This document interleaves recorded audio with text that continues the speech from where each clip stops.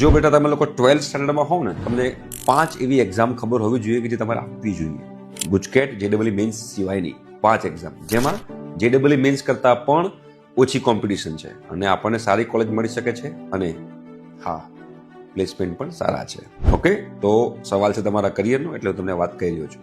તમારે બેટા free of cost GUJCET અને જેડબલઈ મેન્સ અને બોર્ડની પ્રિપેરેશન કરવી હોય તો સ્ક્રીન ઉપર એક નંબર આવે છે, એ નંબર પર તમારે વોટ્સએપ મેસેજ કરવાનો છે કે અમારે બોર્ડ એક્ઝામની તૈયારી કરવી છે. ઓકે, અમે લોકો ચાલુ કરી દીધી છે.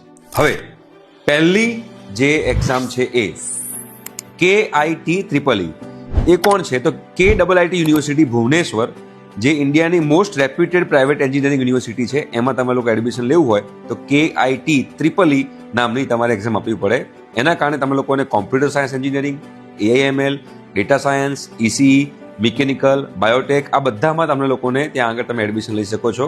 ત્યાં ઇન્ફોસિસ, TCS, ડિલોઇટ, કોગ્નિજન્ટ, એમેઝોન જેવી કંપનીઓ આવે છે. મોડર્ન કેમ્પસ છે, global exposure, industry focused curriculum છે.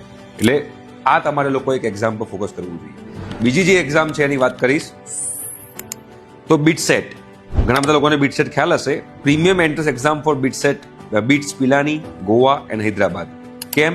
બીકોઝ નો રિઝર્વેશન પોલિસી આની અંદર, બધું જ pure merit based admission, top placement in CAC, EC branch, electrical, mechanical, બરોબર. એમાં ગૂગલ, માઇક્રોસોફ્ટ, એમેઝોન, એડોપ્ટ એવી બધી કંપનીઓ પ્લેસમેન્ટ માટે આવે છે.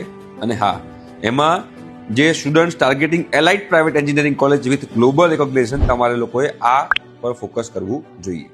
ત્રીજી જે એક્ઝામ છે CUET, common university entrance test. આ જે છે એ પણ બહુ સરસ એક્ઝામ છે, બરોબર.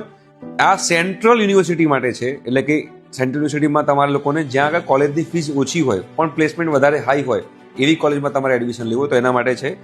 એમાં તમારે BTech કરી શકો છો, BSc કરી શકો છો, બરોબર. એમાં Delhi university, BHU, JMI, central university, આ બધી યુનિવર્સિટી એમાં ઇન્ક્લુડેડ છે. એફોર્ડેબલ ફીસ છે અને એનું એકેડેમિક એક્સપોઝર બહુ જ સારું છે. તો આ એક્ઝામ તમે ફોકસ કરી શકો છો. એના પછી ચોથી જે એક્ઝામ છે VIT.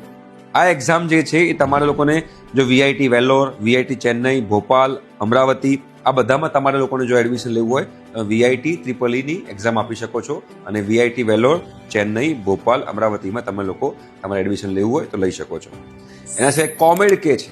COMEDK એટલે શેના માટે છે? કર્ણાટકાની કોલેજો, સારી સારી કોલેજો છે, એમાં તમારે એડમિશન લેવું હોય તો કેવી કોલેજો? For example RVCE, BMSCE, MSRIT, DSCE, આ બધી કોલેજો છે જેમાં તમારે એડમિશન લેવું હોય તો COMEDK થી લઈ શકો છો.